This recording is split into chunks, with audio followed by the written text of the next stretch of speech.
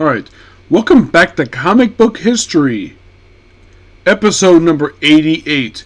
Now, I did check for this one. I have never done a comic history of this character. And the next episode, I'm also doing some updates to previous ones. I'm not going to be deleting previous videos. I'm just going to be updating in my current thoughts. Because it's been several years since I did some of these videos. So, here we go. Here we're talking about the best there is, Wolverine. Real name, James Howlett, otherwise known as Logan. Made his debut in Incredible Hulk number 180 as a cameo, and then continued 181 and wrapped the story halfway through 182, created by Lee Wein and John Romita Sr. John Romita Sr. As in, also same guy who created the Kingpin and Punisher? Yeah, same guy. Never met Lee Wein, though I've heard he's a cool guy. He was a cool guy. John Romita Sr. Passed away just a couple years ago at the age of 93.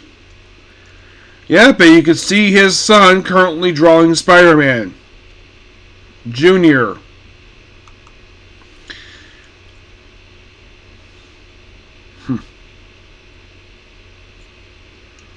So, in this debut appearance, you just have Wolverine just put on some gloves, they just happen to have claws, fights Wolverine and Wendigo, and then halfway through,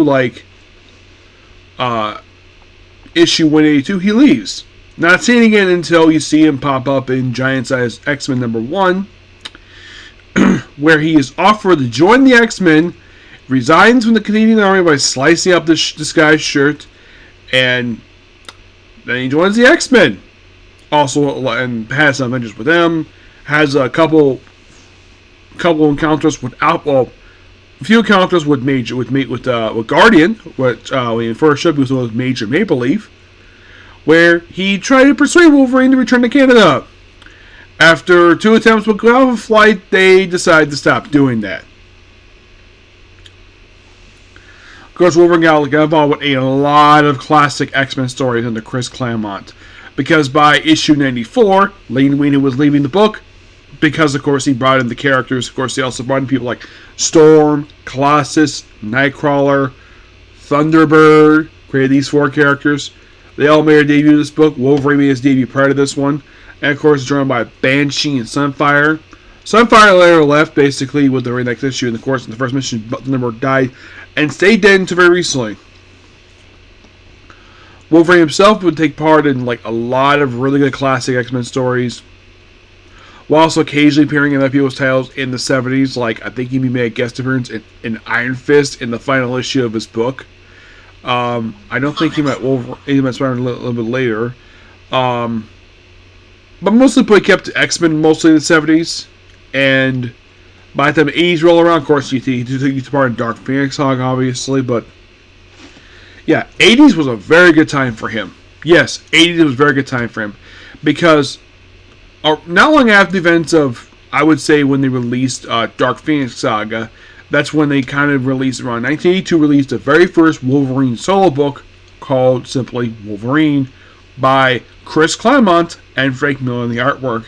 Where it's simply Wolverine goes to Japan and fights ninjas. Meets the character Mariko, who becomes engaged to it in the miniseries, and they have the wedding edition connects, which was called last minute. Because somehow he's deemed unworthy, and then they kind of follow up with it a little bit later. Eventually, years later, he did finally get an ongoing series in the year of 1988. Started by not Larry Hama. People think Larry Hama started the ongoing. Nope, it was not him. It was Chris Claremont. Yep. Chris Claremont started the actual ongoing series Wolverine.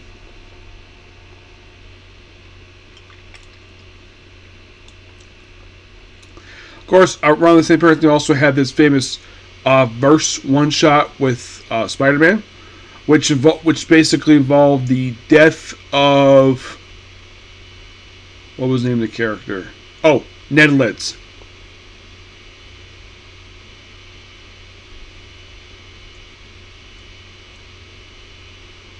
Yeah, Ned Leeds himself actually died.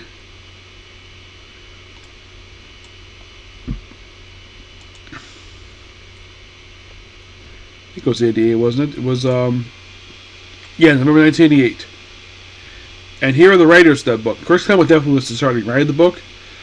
He was briefly taken over by Peter David for one issue, mostly but Chris Claremont did the opening 10 issues of the book.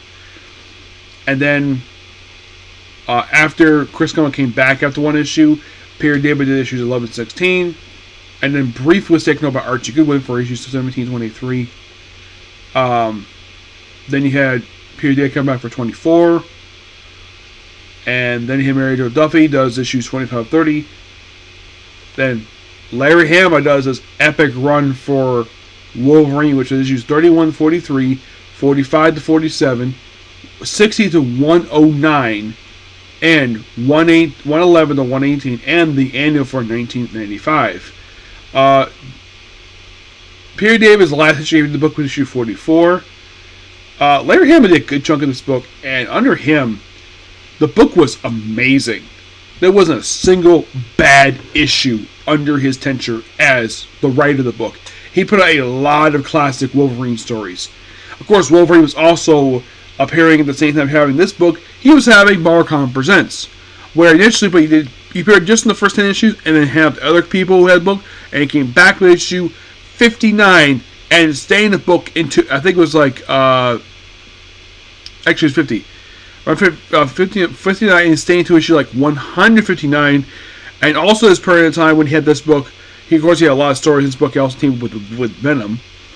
We also had the classic Weapon X story by Barry Windsor Smith. By the way, his other writers this volume first ongoing was G.G. Chester, who also did a run for Daredevil, though his last issues were basically terrible.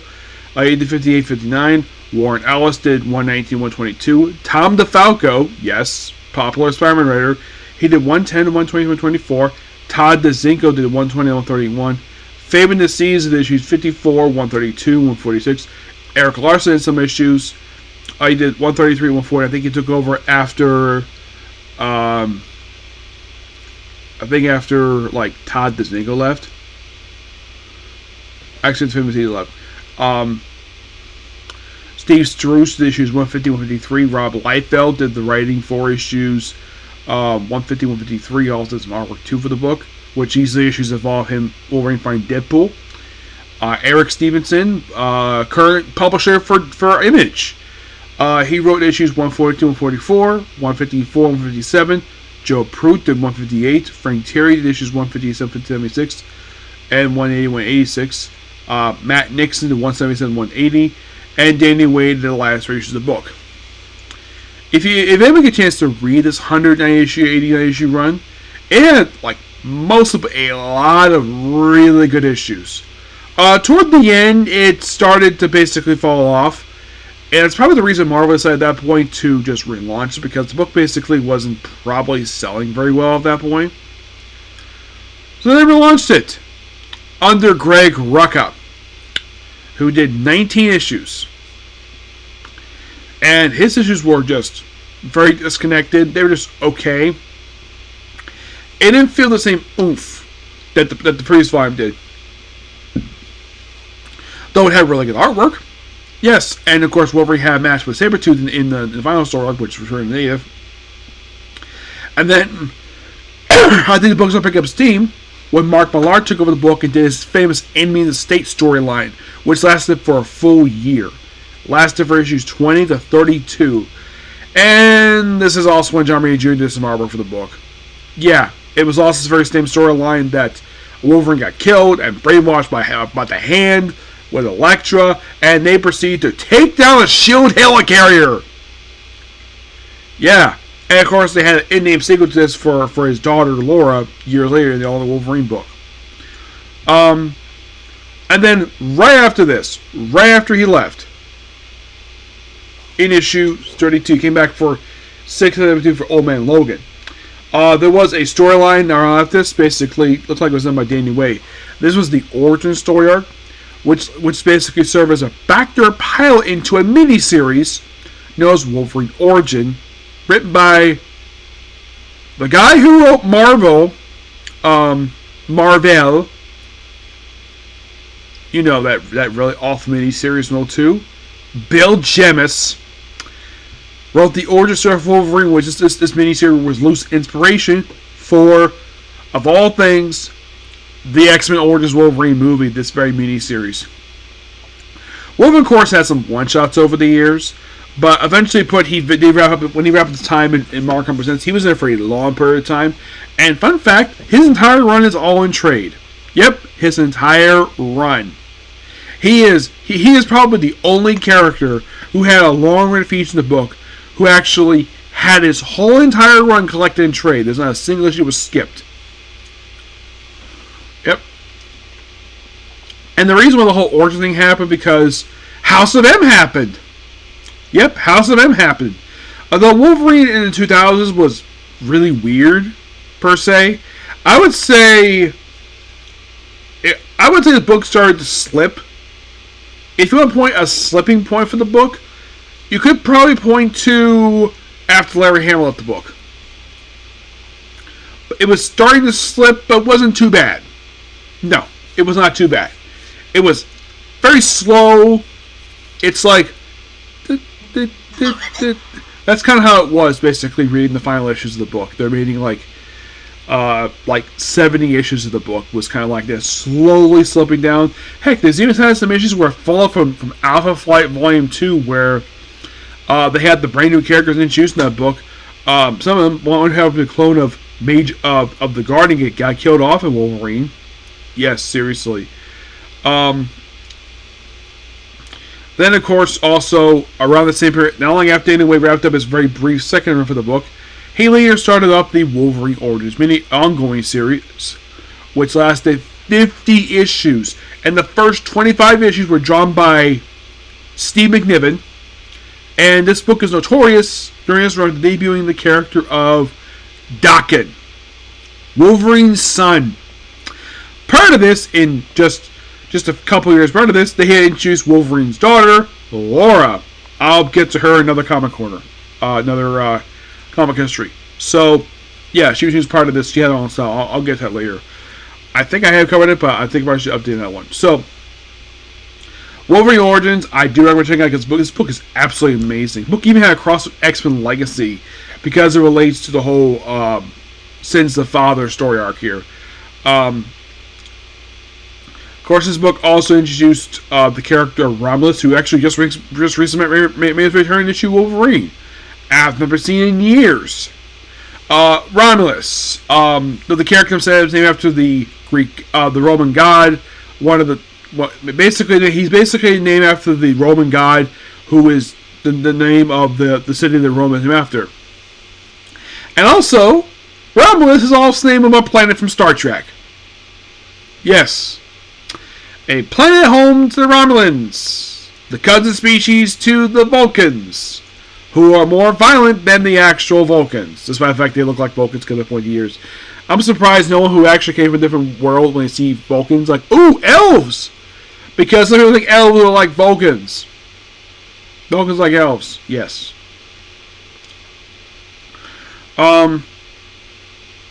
Yeah, Wolverine Origins, I probably should do a separate one for that one because there's a lot to talk about that one.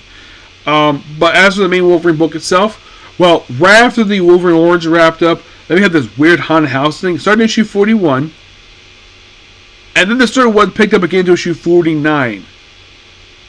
And there's a reason for that, because Mark Guggenheim came in to do a Civil War I tie-in, which had Wolverine go after Nitro. Yes, the guy responsible for the outbreak of Civil War I. A character who, in the main books, no one wanted to go after for some reason.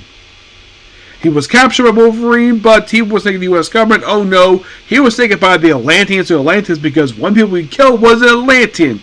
So he is in trial for killing an Atlantean. Yes, seriously.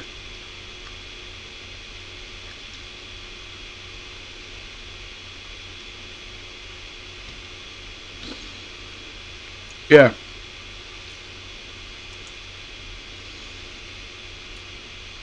But Guggenheim also did a story arc. Let's see. After the whole thing wrapped up with the haunted house stuff, right after this we had the Epic Evolution story arc, which started in Wolverine issue 50 and wrapped up issue 55, written by Jeff Loeb. He also has a sequel to this in the Wolverine 300s, basically for the relaunch. Yeah, which the big thing with this storyline is Wolverine supposedly following killing Sabretooth with the Medusa blade. He stayed dead for a few years until he came back somehow when his retcon was actually a clone. The one who died. Yes. So, right after this, we had the, I think it was like the Man in the Hole, where Wolverine was trapped in this hole for a while, and these cops were basically firing machine gun off every day to keep him in the hole for reasons. Eventually, he's able to get out, kill the guard, and he leaves. I do not know what the point of this issue was. And then we had a storyline called Get Mystique, where it reveals Wolverine and Mystique have a sexual backstory. Yeah, it was really weird. And can you believe Jason Aaron did some writing for this book? Yeah, he did. Then pretty much like, well,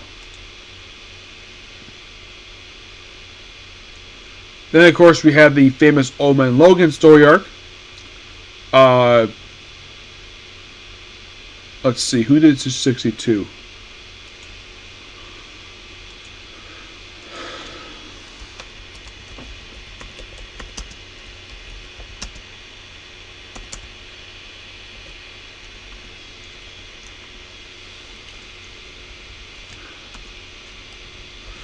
'62.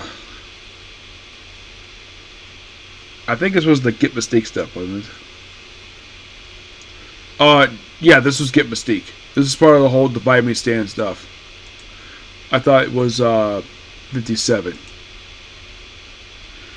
Yeah, and this apparently continued over from the pages of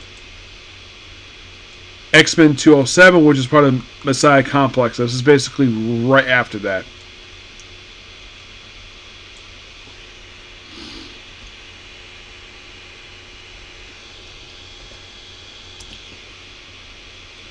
Oh, the whole Logan dies story arc, yes, which is a very weird story arc, which also led into his which also continued 59, but also this book also had an annual. Yeah, can you believe this book had 2 annuals? I almost forgot to mention the annuals, Wolverine. Let's briefly talk about the annuals before we can talk about the actual main book itself. The first volume itself released a few annuals.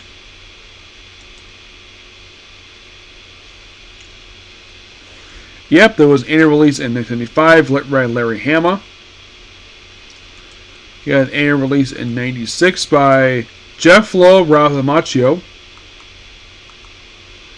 You're probably thinking, what was there an annual release in 97?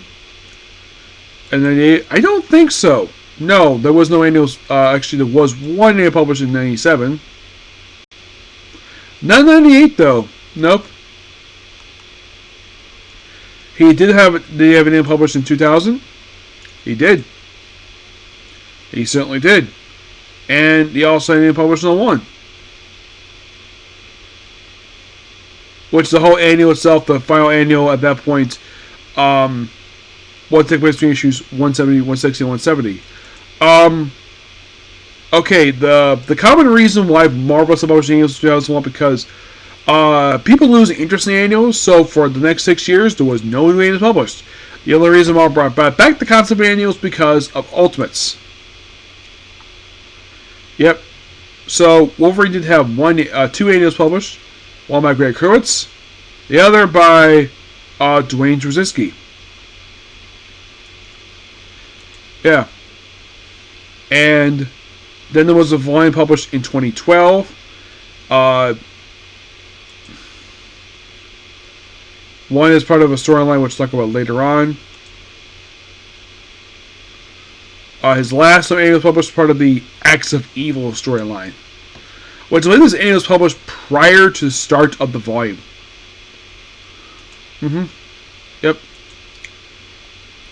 The whole Logan dies story, it is basically issues 15 and 16. This is actually Yogan Ham's last issue. Last storyline he worked on.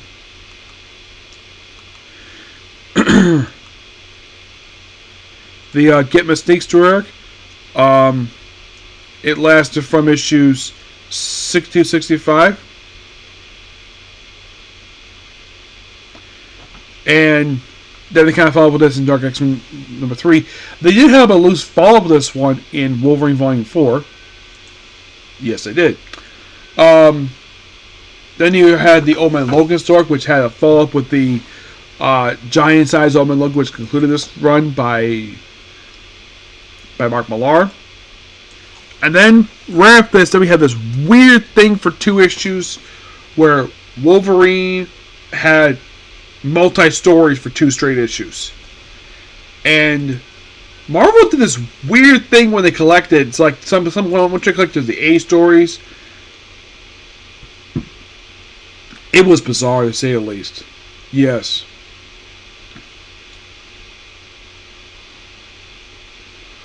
Of how they collected, like, the opening story by Jason Aaron, which I think was collecting Jason Aaron stuff, and then Danny Way collected the backup story.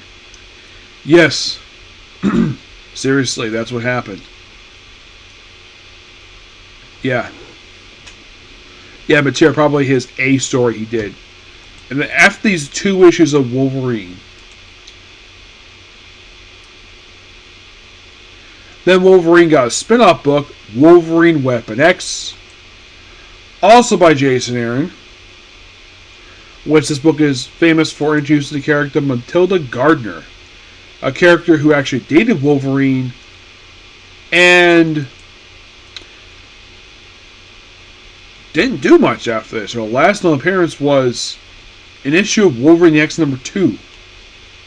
Wolverine Volume 2, number 11.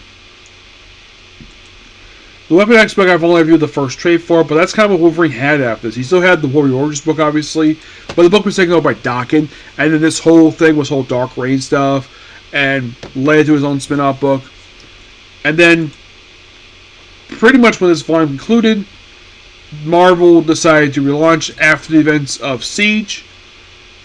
Of course, it was launched in Wolverine Weapon X. Under Jason Aaron, we had the Wolverine Volume 4, which was a very interesting volume. And it wasn't bad. He's published this book. So, we had these stories. We also have backup stories published these issues. Yes. For some strange reason, Jason Aaron decided to... Oh, they had a prologue thing called Road to Hell. Which this thing led into the Wolverine relaunch, the X-Men ongoing, Docket, even X-Force. Yeah. They had all these stories collected in these books. So... the backup story is called Scorched Earth, which sadly had the opening story, had Silver Samurai get killed off in the opening issue. The Wolverine Goes to Hell story arc, this started with the Road to Hell, and that's the main issues themselves. It took out the first 5 issues, which had Wolverine Go to Hell. They also, of course, had the Scorched Earth story arc, was included there. And then we also had the book's first and only known point 1. Yes, which I've heard the common joke with these books is that Marvel put these out and put terrible artists on them. Yes. And then, of course, we have the Wolverine versus the X-Men, where Wolverine is possessed by a demon and fights the X-Men. This lasts for 3 issues. Yeah, it lasts to issue number 8. And issue 9 is a Get Mistake thing called Final Response, where it kills Mistake off, though she comes back knowing after this.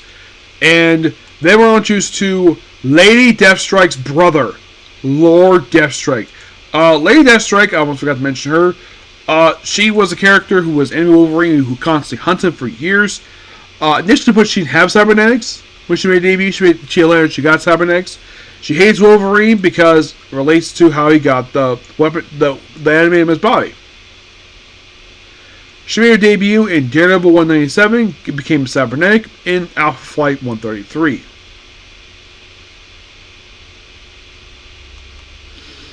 Yeah. At one point with the whole thing with her brother, it's like, yeah, Princess is told by Lee Deathstrike, don't kill him, despite like he's a jerk, and I don't like him very much, but he's my only brother. Yep, so that's the only reason why he was able to live, because basically of that.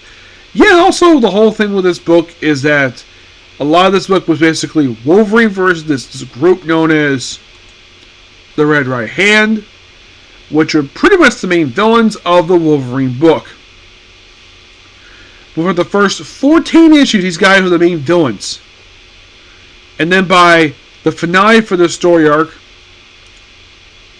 which is called Wolverine's Revenge, which started in issue 10 and wrapped in issue 14. This is when they finally wrapped up this whole thing with Wolverine, and then we had the schism happen like right at between issues. Yeah, the whole schism event happened in between issues. Kind of. Though we still had Jay Lee doing the cover artwork here. 15 basically is sort of an epilogue to it. Then 16 starts up a storyline where it's like Wolverine Forever, and then that led to Schism.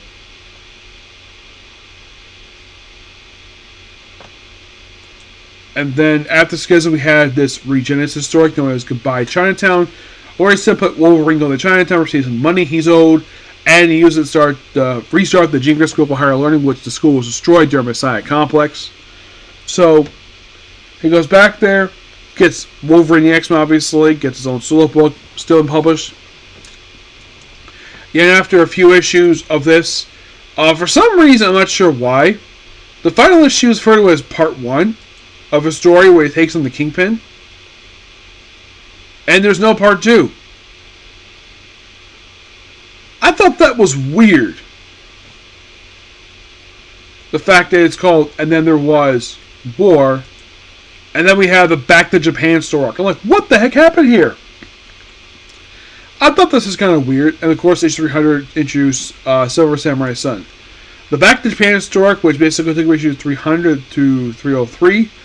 This also had a digital first book, where Wolverine Japan was wanted, which is a 13-issue digital book. One of 2 times Marvel did this, where they had a story led to a digital first book. The other being an Iron Man book, where it started off with an Iron Man and it was led into his digital first book. Which, yeah, the only reason why he did this, and this story here was his exit from the Wolverine book, because he left right after this. Actually, I think he left with the next issue, I think it was. So, and then we had Cullen Bunn do some issues, a story called Rot, which lasted from 305 to 308. Yeah, Cullen Bunn was the initial starting writer for the story, and then by the finale for this thing, excuse me, after the Rot story wrapped up, then we had a standalone issue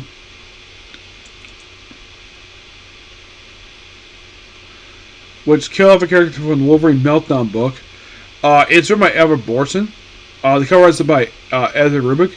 And then the very next issue, after this one standalone issue, we begin Sabretooth Reborn, which retconned the fact that Sabretooth actually died back in issue 50. Yeah, he was actually brought back just prior to this. In, I think it was another book it was. It was a really interesting story. It led to issues 30 to 313, which this story was followed up in the final story arc. Well, it actually was the penultimate story arc of Wolverine Origins. Yep. Yeah, but the book continued even after this. I mean, we're already in the year 2012, and the book managed to last for another. After the story wrapped up, the book managed to last for 4 more issues. Written by Cullen Bunn, called Covenant. Yep, it's a 4-part story arc that basically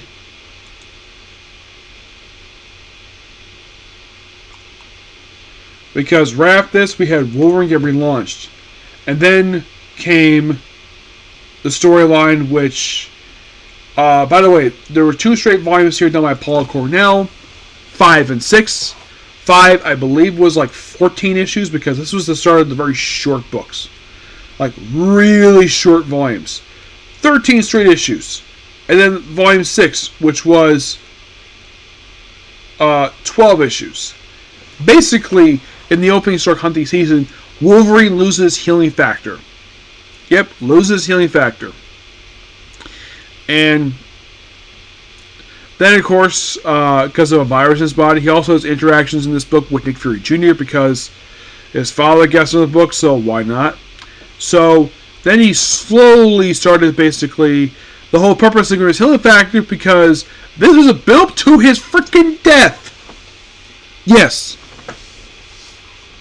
And by the way, the Death Wolverine series was not written by Paul Cornell. It was written by Charles Scholl. Yep. Which, yeah. This led to a really good... I was not a big fan of the whole thing of killing him off because I thought it was a terrible idea. It was 4 issues. And then... So, they also killed off the character Dr. Cornelius, who's still dead, by the way. Yeah, he debuted in the original Weapon X program storyline. Yeah, which had Wolverine covered in his own metal. And this led into an Aftermath storyline. Basically a whole thing of Death Wolverine. This is the Aftermath thing. Where it later led to several books. So, you had Death Wolverine, Deadpool and Captain America. There were 2 books that came right after this book ended. You had Death Wolverine, Logan Legacy, which the whole purpose of this book and the Weapon X program, these 2 miniseries led into a weekly book known as The Wolverines. Which the story was never finished because it got cut off by Secret Wars. And then Wolverine was still dead. Yeah, he remained dead for a few years. Until he came back in Marvel Legacy. For some reason. He came back and also he had Infinity Gauntlet with him. Like, what the heck was this? And then after his return, we had the Return of Wolverine miniseries. Then we had the Hunt for Wolverine event, which will look for him. And then with him being back, you'll think, ooh, Wolverine's back. We'll get a new ongoing series Wolverine. Nope. No, it did not. You're like, what? Seriously? We did not get a new Wolverine ongoing. No. We had to wait until 2019 to get a freaking new ongoing for him. So what did they do with Wolverine in the meantime? Why? Let's give him some miniseries.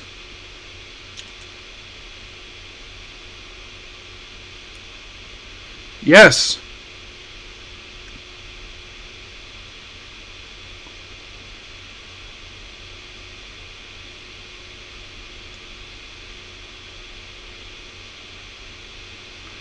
Yeah, let's bring back Wolverine in a miniseries and then...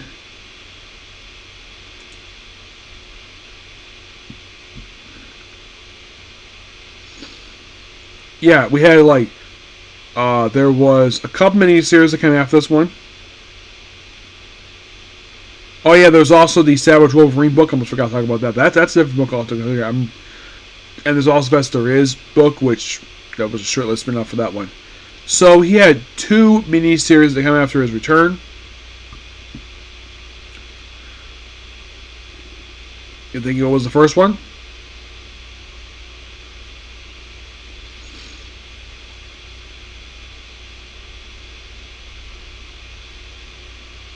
Yeah, for some reason Wolverine came back, and I have no idea why in the world I did this for. They came just 2 miniseries. And like a feature mark on presents and some one-shots.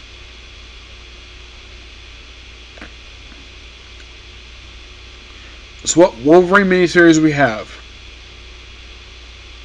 Well, we did also have the Omen Logan book, which that book was awesome, by the way. Mm-hmm.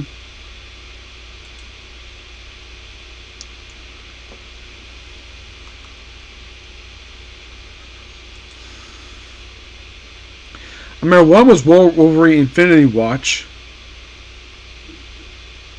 I remember that was one of them. There was also the Wolverine vs. Blade special. It's like, yeah, just a couple miniseries and some one-shots, and that's literally all they did with him. No, seriously, that's all they did. Mm-hmm.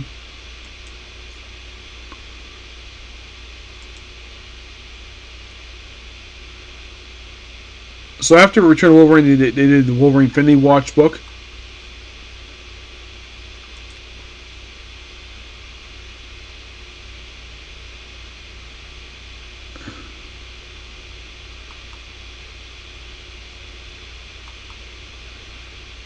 Oh yeah, and of course there's also watch like Wolverine versus Blade, all these series of one shots. It's like Marvel was doing very little with him, and then he got caught up with the whole Matthew Rosenberg stuff, and then eventually finally got another ongoing series in 2019, written by Ben Percy. And the book was amazing. I just recently wrapped up reviewing it for my YouTube channel, and of course he got involved with some X-Men stuff like Krakoa events like X of Swords. He got involved with Empire.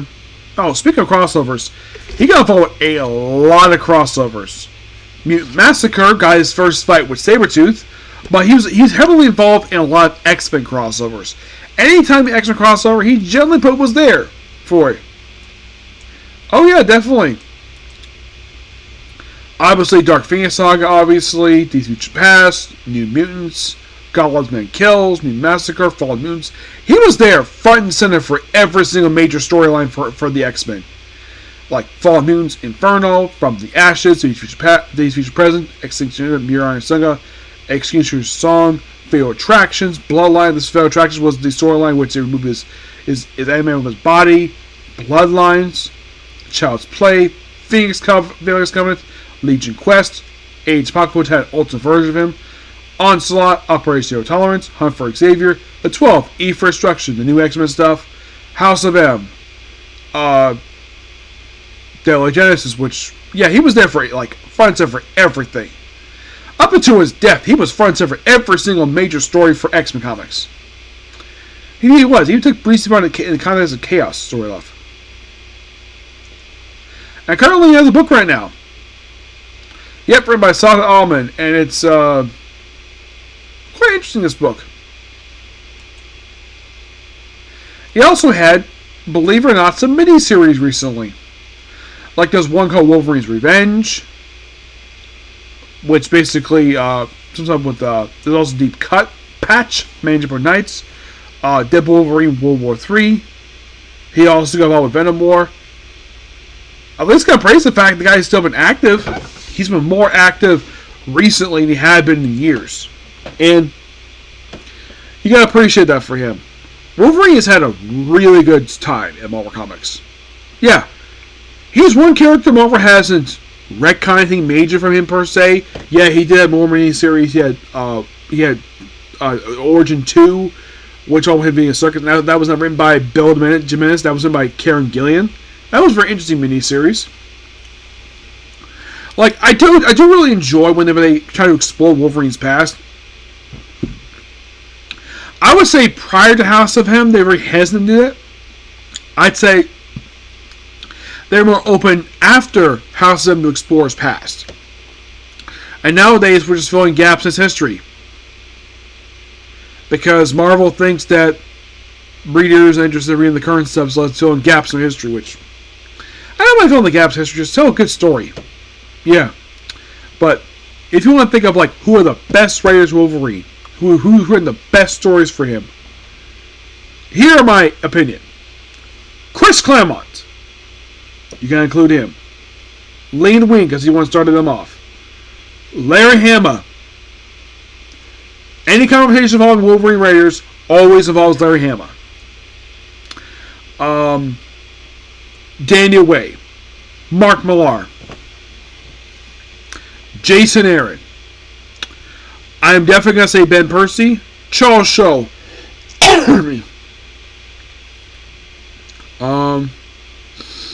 Any really good ones.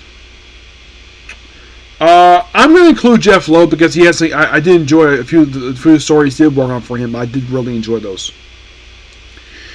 I'm not including Saul because he just started, but those are 9 writers I have included who are the most important writers in Wolverine history. I would probably include Peter David because he wrote some good stuff for Wolverine. Yeah. Nothing against Rob Liefeld, but he's not a regular Wolverine writer. He just wrote it because Deadpool was there. And Eric Larson probably came in because basically was a hater from Image him doing his work from Image, doing work for DC, for Marvel, which that was one of the books he worked on along with Nova New Warriors. Yep. But yeah, that's going to be pretty much a particular review. Please be sure to like, comment, subscribe, turn notifications. I'm going to set a voice for a bit, and I'm going to do a comment corner, okay? Thanks, Phil. Bye.